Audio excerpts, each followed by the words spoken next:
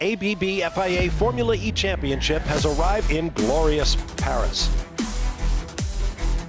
Welcome to Paris, home of the Eiffel Tower, the Louvre, the Arc de Triomphe. It's even home to motorsport's governing body, the FIA. Whilst they're all great reasons to visit this wonderful city, it's not why I'm here. No, I'm here ahead of the second round of Formula E's voestalpine European races to take you on a tour of the Paris E-Prix circuit using, of course, the electric skateboard.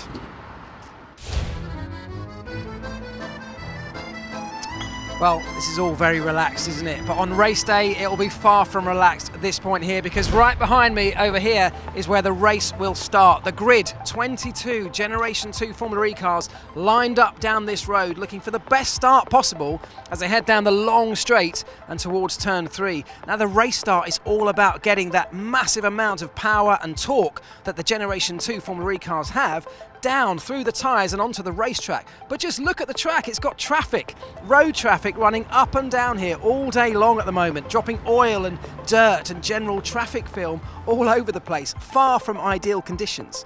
But it's going to be the same for everybody. And the one who gets the best delivery of that torque through the racetrack, through the tyres, and gets the best jump at the start of this race will be the guy with the biggest advantage heading into turn 3 and that opening all-important first lap of the race. Well, this is the end of one of the fastest straights on the circuit, meaning this point here is one of the biggest braking zones. And just look at the tarmac, old tarmac, new tarmac, offering very different levels of grip, right when the drivers need everything they can get to get the car slowed down for this big right-hander of turn 3. We're in a historic part of the city here, right around the edge of Les Invalides over there. Because it's historic, because it's traditional, the road surface is also traditional. Look, cobbles right behind me here. Well, Formula E cars can't race on cobbles, so in a process that still blows my mind, we lay down a brand new layer of tarmac over the top of the cobbles. We put a protective layer down first, and then we lay a brand new fresh layer of tarmac that the cars can then race on. That's going to be brand new tarmac. Again, as I said before, differing levels of grip between the two. It's going to be very black, very dark. If it's hot, it'll be absorbing the heat all day long. Different temperatures on different parts of the circuit can really affect the tyres. And then once the race is all over, we come along, we carefully chip it all up, remove the protective layer, and bring back this beautiful traditional cobbled surface to the streets of Paris.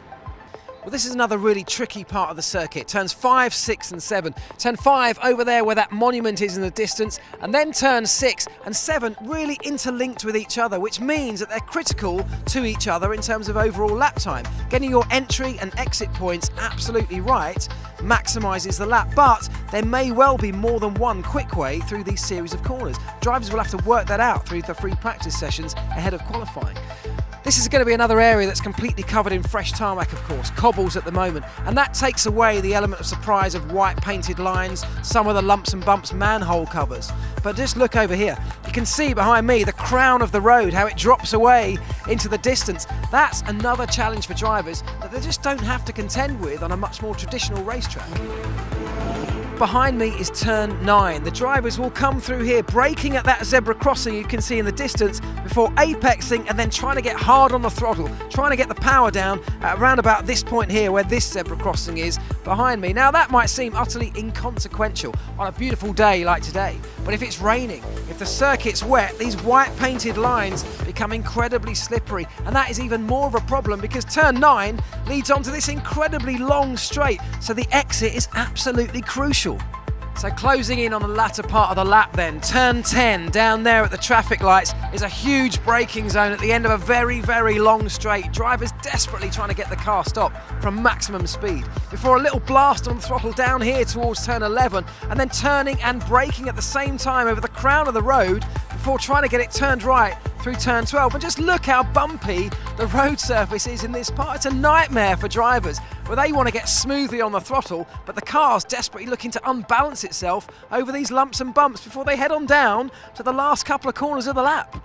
Well, here we are then, almost back where we began, in front of the beautiful Musée de l'Armée over there, and the final two corners. Turn 13 just over here, the left-hander, leading on to this almost parabolic right-hander of turn 14. As you can see behind me, the city centre traffic here in Paris flowing this direction, anti-clockwise around the roundabout. But when our Formula E drivers roll into town, they'll be coming in the opposite direction, around the second half of the roundabout, across the finish line to start the timing beacons just here behind me, before turning left around turn 1 and blasting off down towards turn 2 over there.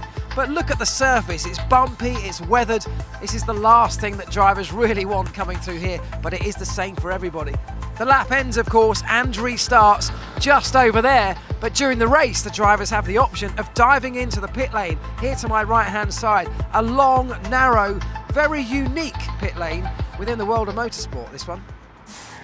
Well, this might look wide and open right now, but it will end up being one of the tightest pit lanes in the Formula E calendar. Right, well, that's about it. Who do you think is going to come out on top in Paris? Let us know in the comments.